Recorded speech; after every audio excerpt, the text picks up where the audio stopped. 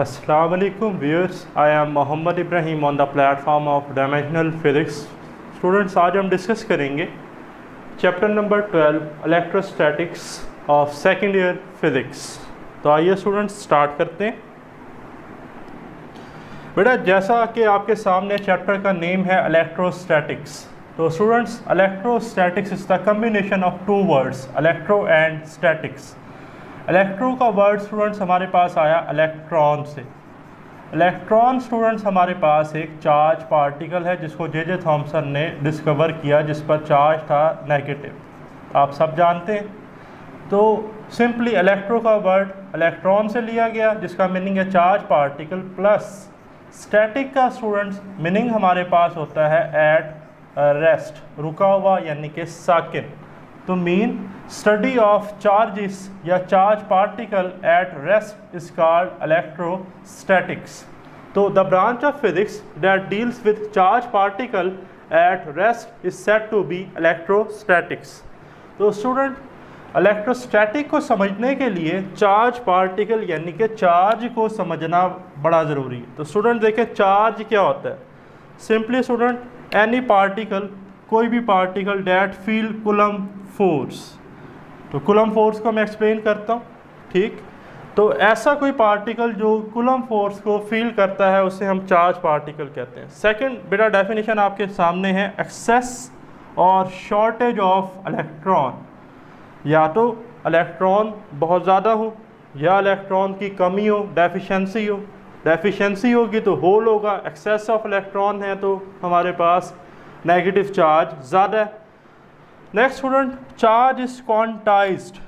Charge जो है ये इंटेग्रल मल्टीपल है सम मिनिमम क्वांटिटी का, Q is equal to NE।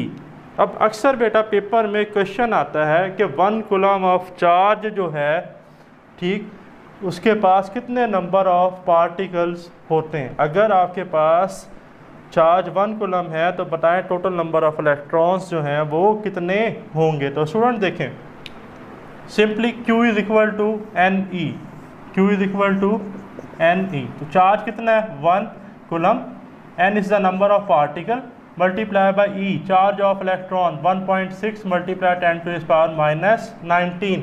Millikan oil drop method में भी हम ये वैल्यू कैलकुलेट करेंगे। तो स्टूडेंट यहाँ से आप देख सकते हैं कि जो N हमारे पास है वो हमारे पास आ जाएगा 1/1.6 multiply 10 to the power minus 19। जैसे ही स्टूडेंट्स आप इसे कैलकुलेट करेंगे कैलकुलेटर से तो आपके पास आंसर आएगा 6.25 मल्टीप्लाई 10 टू द पावर 18। तो इतने नंबर ऑफ इलेक्ट्रॉन्स जो हैं वो एक चार्ज कूलम कंटेन करता है। तो स्टूडेंट नेक्स्ट आपके सामने है हाइडिंग इलेक्ट्रिक फोर्स। तो देखें जैसा कि मैंने अभी कहा था कूलम फोर्स या इलेक्ट्रिक फोर्स ये क्या है। A force that bind positive proton and electron to form a atom is said to be electric force. Student आप जानते हैं कि अगर हमारे पास कोई एटम है लाइक ये न्यूक्लियस है, इसके सराउंडिंग में स्टूडेंट्स क्या रिवॉल्व कर रहे हैं, इलेक्ट्रॉन। तो ये जो इलेक्ट्रॉन और न्यूक्लियस हैं ये सर्टेन ऑर्बिट्स में मूव कर रहे हैं। इनके पीछे क्या वजह है, इनके ऊपर कौन सी ऐसी फोर्स है जो लग रही है जिसने पॉजिटिव न्यूक्लियस और इलेक्ट्रॉन को एक ख़ास बाउंड्री में रखा हुआ है, या कौन सी ऐसी फोर्सेस हैं जो न्यूक्लियस में पॉजिटिव प्रोटॉन को जोड़कर कंबाइन करके रखा हुआ है। ठीक, देखिए ना पॉजिटिव तो रिपेल करने चाहिए लेकिन वो न्यूक्लियस में एक साथ रहते हैं। ऐसा क्या है, उसके पीछे क्या वजह है, तो वो है हमारे पास इलेक्ट्रिक फोर्स, जिसे आज हमने डिटेल में डिस्कस करना है। नेक्स्ट स्टूडेंट्स आप जानते हैं साइंसेज में आपने पढ़ी basic law of electrostatics. Basic law of electrostatics में स्टूडेंट हमारे पास अनलाइक चार्जेस जो हैं वो एक दूसरे को क्या करते हैं स्टूडेंट, अट्रैक्ट। एरोज आप देख रहे हैं कि पॉजिटिव नेगेटिव एक दूसरे को अट्रैक्ट करेंगे और कंबाइन करके एक न्यूट्रल चार्ज, ठीक है जी, न्यूट्रल एटम जो है वो बना लेंगे। नेक्स्ट बेटा हमारे पास क्या है, पॉजिटिव चार्ज। तो आप देखें कि जो हमारे पास लाइक चार्जेस हैं ये एक दूसरे को क्या करेंगे जी, रिपेल करेंगे, जबकि अनलाइक चार्जेस क्या कर रहे थे, अट्रैक्ट। तो लाइक चार्जेस क्या करेंगे, रिपेल। इसी तरह नेगेटिव भी एक दूसरे को क्या करेंगे, रिपेल। तो ये इंट्रोडक्शन था, इलेक्ट्रोस्टैटिक्स था। तो आइए आज का हमारा मेन टॉपिक है कूलम्स लॉ। तो सबसे पहले तो मार्क कर लें स्टूडेंट कि ये आपके पास शॉर्ट क्वेश्चन के लिए काफ़ी इंपॉर्टेंट है, very important for short question. यहाँ से एमसीक्यूज़ भी स्टूडेंट्स काफ़ी पेपर में आते हैं, पास पेपर्स में काफ़ी एमसीक्यूज़ हैं जो रिपीट हुए, बट ये लॉन्ग भी आपने एज अ लॉन्ग भी इसे पेपर में प्रिपेयर करना है। चैप्टर नंबर 12 इलेक्ट्रोस्टैटिक्स में लॉन्ग जो हैं वो काफ़ी ज़्यादा हैं। ज़्यादा से मुराद ये नहीं है कि बहुत ज़्यादा लॉन्ग है, मीन्स के number of long question more than 5 हैं। तो उनके कंपैरिजन में ये इतना फेमस आर्टिकल नहीं है, लेकिन इट्स डजंट मीन कि ये आपने पेपर में एज अ लॉन्ग नहीं प्रिपेयर करना। तो स्टूडेंट ये एज अ लॉन्ग भी आपने पेपर में प्रिपेयर करना है। तो स्टूडेंट कहानी तो आपने सुनी होगी न्यूटन की कि 1665 में न्यूटन ने जब ग्रेविटी डिस्कवर की, ठीक है जी, वो एक दरख्त के नीचे बैठा हुआ था जब एक सेब आकर गिरा, ठीक, तो उसने लॉ ऑफ ग्रेविटेशन दी कि F = G m1 m2 over r square या डी स्क्वायर आप पढ़ते हैं, जिसमें G हमारे पास जो है वो ग्रेविटेशनल कांस्टेंट है 6.67 multiply by 10⁻⁻11 newton metre square per kg square. Students आपके कोई करीबी दोस्त हों, ठीक, अक्सर जब हम असाइनमेंट वगैरह बनाते हैं, कोई होमवर्क टास्क करते हैं, तो एक दोस्त ऐसा होता है जो कहता है कि यार मैं तेरा होमवर्क कॉपी करूँगा, ठीक। तो इसी तरह तकरीबन 1784 में कुलम ने जो है वो न्यूटन का आइडिया जो है वो उसका जो फॉर्मेट था वो कॉपी किया। आप समझ रहे होंगे मेरी बात कि 10th में भी आपने इक्वेशन पढ़ी F = K Q1 Q2 over r square, mean के दोनों लॉ जो हैं वो इन्वर्स स्क्वायर लॉ को बे करती हैं। तो आइए स्टूडेंट स्टार्ट करते हैं कुलम्स लॉ।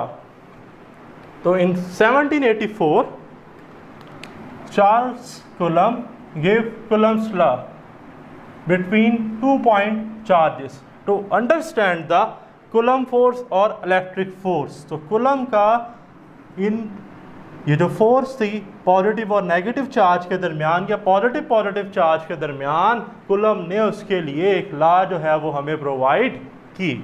तो मार्क कर लें बेटा कि बुक में भी मेंशन है कि ये फ्रेंच इंजीनियर था। कोई यहाँ से अगर एमसीक्यूज़ पेपर में आ जाए तो आपको आता हो। तो स्टूडेंट कुलम की स्टेटमेंट क्या थी? देखिए, the force between 2 point charges, the force between 2 point charges, जैसा कि आपके सामने 2 पॉइंट चार्जेस हैं जिनके दरमियान डिस्टेंस जो है वो कितना है r। देखें, ओरिजिन से फर्स्ट चार्ज का फासला क्या है r1, जबकि चार्ज 2 का जो फासला स्टूडेंट वो हमारे पास r2 है।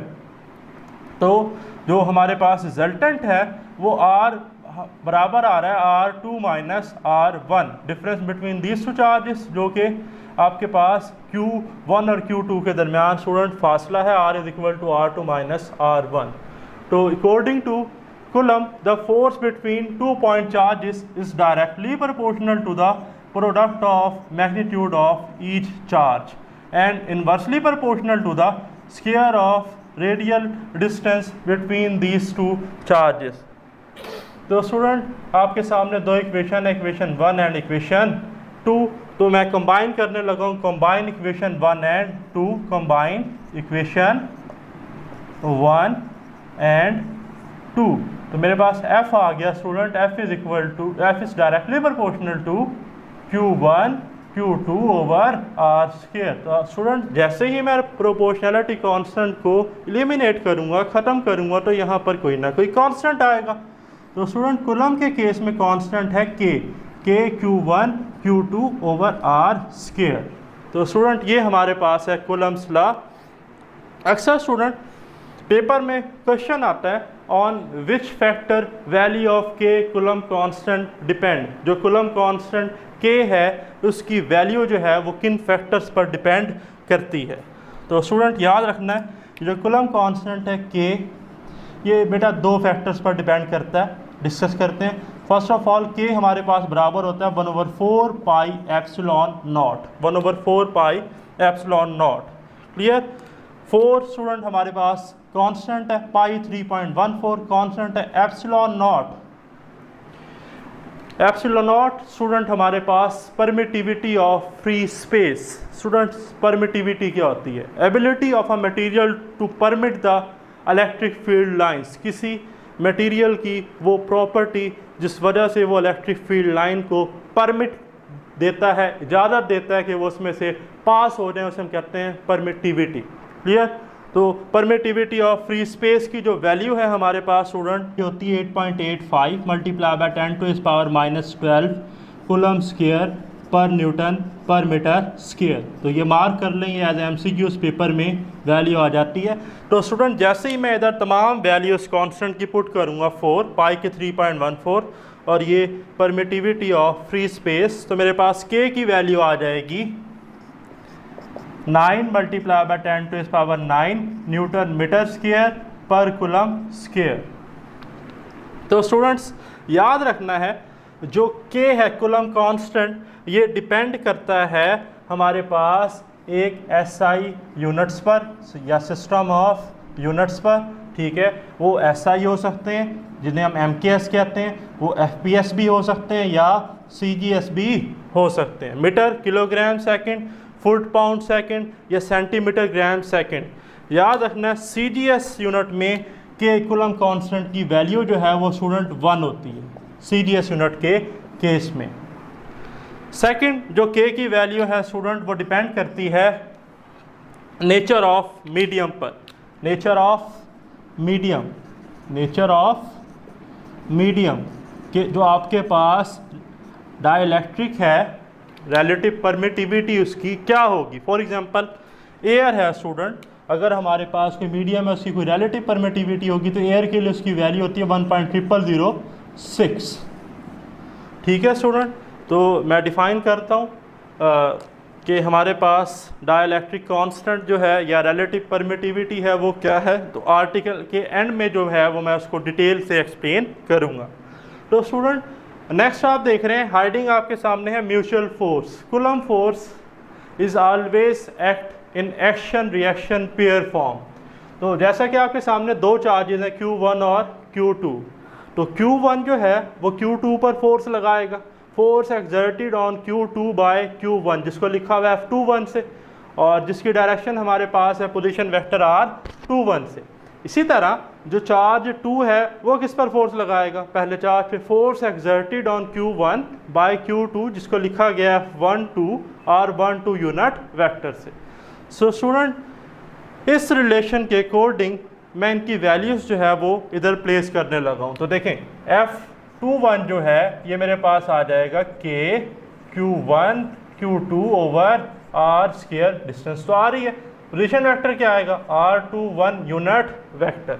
इसी तरह स्टूडेंट F12 की जो वैल्यू है वो आ जाएगी K Q1 Q2 over R square R12 unit vector. Student आप देख रहे हैं कि ये डायरेक्शन है R21 की, जबकि ये डायरेक्शन किसकी है R12 की। तो देखें दोनों एक दूसरे के साथ क्या एंगल बना रही है स्टूडेंट, एंटी पैरेलल। एंगल क्या बन रहा है, एंटी पैरेलल।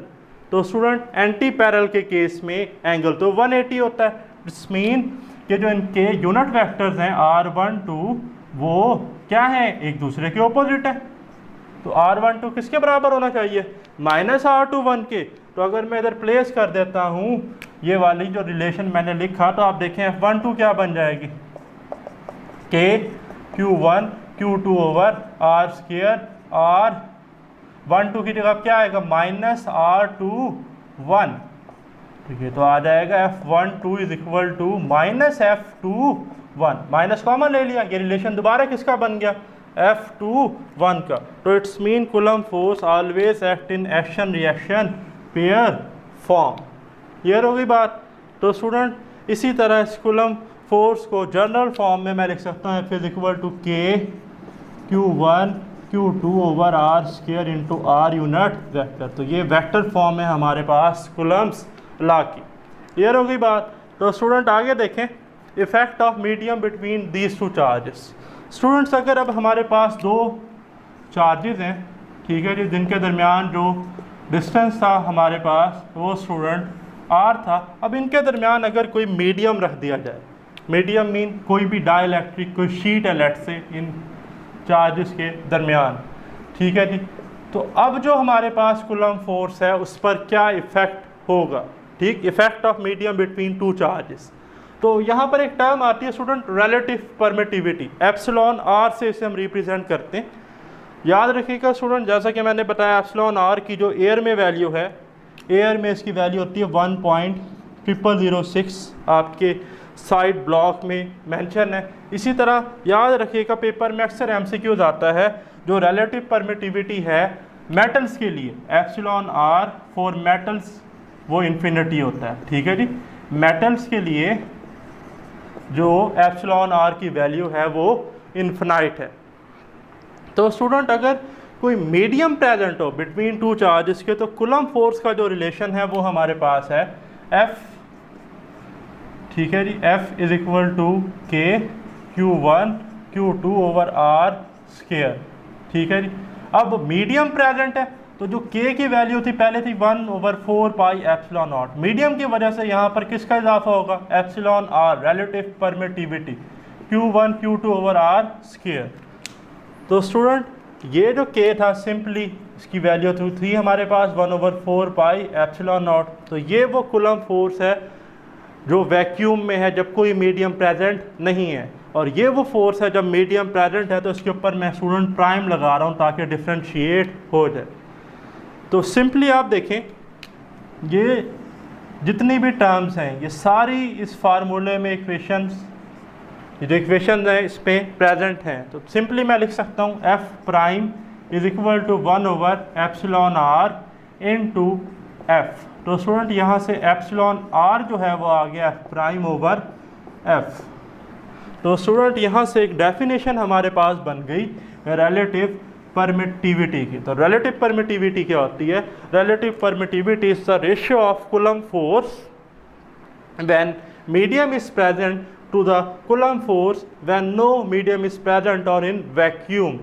तो याद रखना है relative permittivity का स्टूडेंट कोई यूनिट नहीं होता, यूनिट लेस क्वांटिटी है, इसकी कोई डायमेंशन नहीं होती, ना इसका कोई यूनिट है ना इसकी कोई डायमेंशन है। देखें फोर्स का यूनिट न्यूटन, न्यूटन से न्यूटन कैंसिल, ठीक है जी, तो इसका कोई यूनिट नहीं है, इसकी कोई डायमेंशन नहीं है।